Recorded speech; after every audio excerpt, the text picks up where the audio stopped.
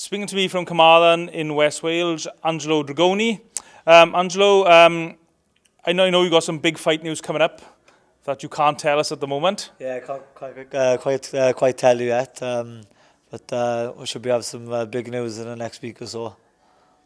So, obviously, people might have watched your last couple of fights. You know, the last fight was the MTK fight. The fight before that was the fight in the Neon. So they were two fights you had online. So they're still available to watch if people want to watch you in action. Yeah. How has the public reaction been to actually watch a new fight online? Yeah, obviously fighting on MTK is worldwide promotion. So I had a lot of views on my fight, and it was great to you interviewed me straight after. So a lot of views, and then starting people starting to recognise me more now. So yes, my profile is definitely building. Yeah. So what's it like now with strangers or perhaps people who only sort of know coming up to you, speaking to you about your fights? Yeah, it's nice. I tell you stories on the milk the other day, and there's a two elderly couple. They've obviously been reading the paper and seen me in the paper, and they said, "Oh, you're the fighter I've been meaning to bump into. Well done," and they're trying to follow my career, so it was nice. There's an old couple, so yeah, it was nice to see people like that. So just to take things back a few years now, I mean, how did you first become involved in boxing? First got involved late really, and because I only started when I was about 17. When my cousins Luca Dragone and my uncle Simon Dragone, they were training up the Premier in Swansea. So just basically went up to hit the bag and have a bit of training, and just loved it ever since really. And they asked me, "Do you fancy a fight?" So yeah, come on in, and I kicked off from there. And I think I lost my first 3 amateurs. Fuck it, I think this is for me. Sorry for language. And then I went on a bit of a winning streak, and then as soon as he started winning, he started enjoying it, and just never looked back really. So I mean, how many fights did you have as an amateur boxer? Amateur boxer, I only had about 26 fights. I didn't have the prettiest records really. I think I won about 14, lost about 12, so not the best of records. But I was willing to get in everybody. I think I entered the Welsh Championships when only 11 fights novice. So I was fighting the likes of Nico Morrison, Jake Tinkland, and those boys are only really a novice. So Nico Morrison had about 100 fights, and I only had about 11, 12 fights. So I was willing to get in of anyone, So that's brought me on very well today, because having had experience fighting better opponents in the amateurs, and I'm still doing it now. My last couple of fights, stepping up to Reece Saunders, 6 rounders, third fight, I'm willing to take his risk and get in there with the best. So that's the only way you're going to improve as a fighter for me.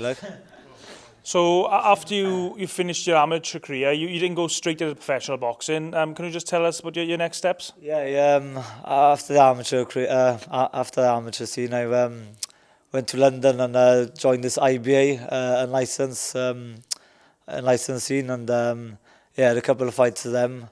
Boxed them some good bills in the York Hall and the City Pavilion, Essex. Good experience and big crowds as well. I felt like being a bit of a professional venue kind of thing. But that was a good experience, and I fought for an IBA British title. That was over 8 rounds as well. I lost by 1 point. And then after that, I went pro because I felt like I should have had the decision, but I was fighting away, so I'd just go pro. I mean, what's it like fighting on an unlicensed show? Because you just say unlicensed boxing, and it just straight away the stereotype is quite dark rooms, a little bit dodgy, lots of smoke swirling around. Yeah.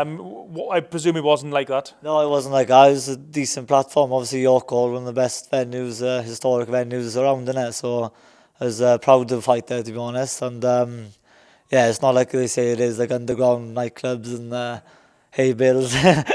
No, it's not like that at all. It's pretty. It was well run, to be honest. So, I mean, how many contests did you have on the license scene?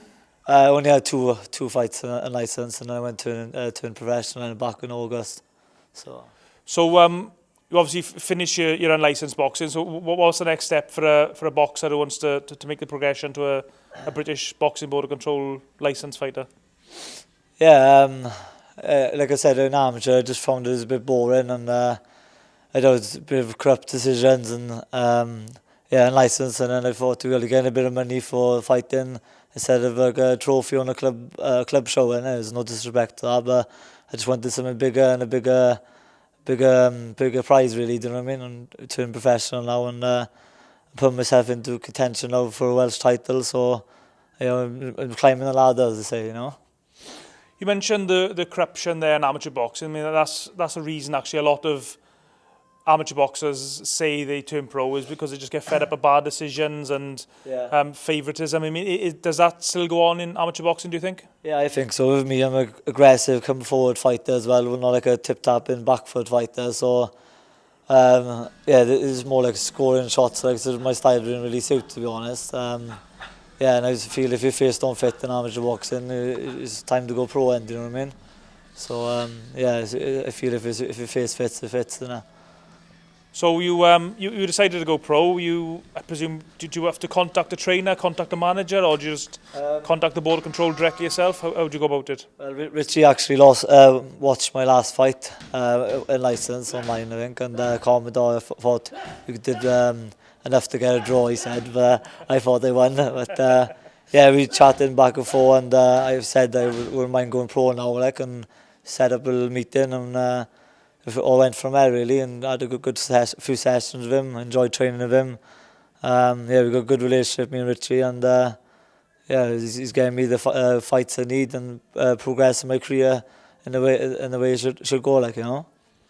For the people who perhaps not quite sure, that Richie's referring to is Richie Gardner, who's a boxing trainer, manager, also involved in a manager in promoting shows in Wales.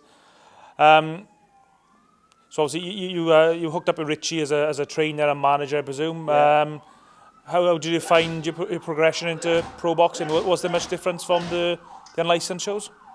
Oh yeah, it's massive. Like I learn every session when I go with him. Like there's like little tricks inside fighting, outside. Obviously, can't name names. My next opponent could be a southpaw, so we're doing a few different moves and stuff like that. Like so. I'm learning every time with him, to be honest. He's an experienced man. He's been around the professional scene for many years. So, he's going to progress me in the right way, and looking forward to the future. How big is the gap between unlicensed boxing on the IBA, was it you were boxing on? IBA, yeah. How big is the gap between boxing on IBA platform and boxing on a British Boxing Board of Control licensed platform?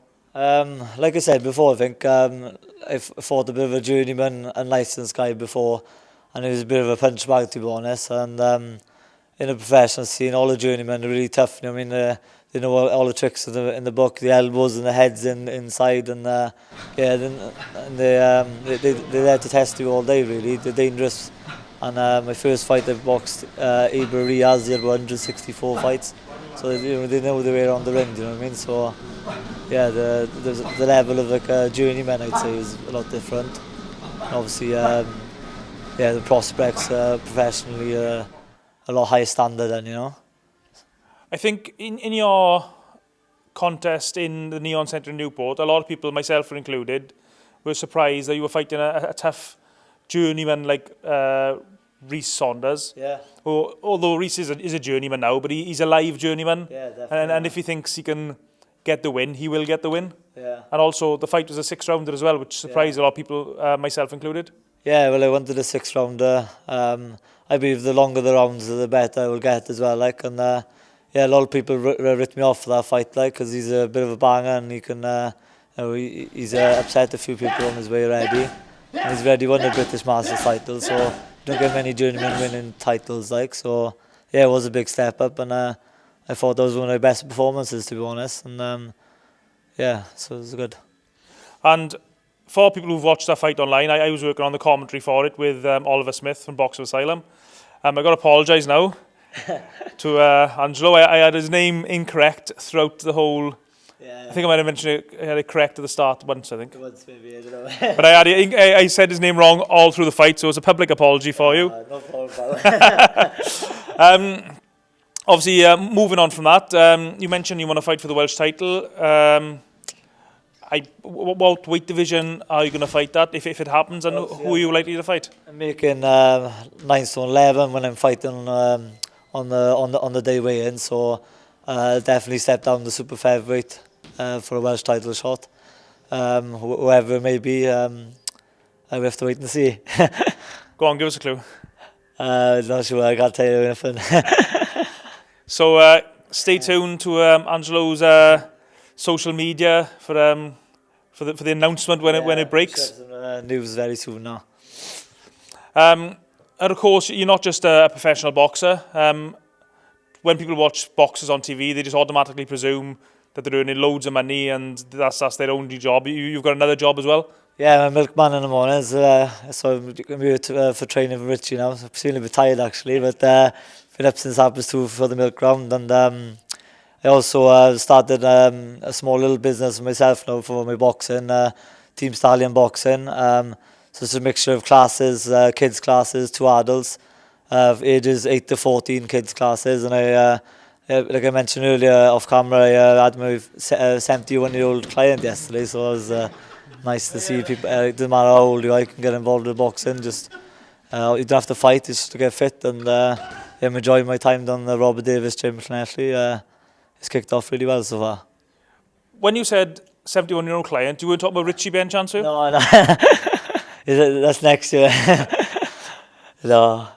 So you mentioned your boxing classes there. I mean, if people want to get in contact with you, how do they go about? Just give me a message on Facebook. I ever do kids classes or do one-to-one sessions, group sessions, whatever fits your needs really. So if you want to tone up, lose weight, or just learn the technical side, I'm still learning myself, but I can teach you a trick or two.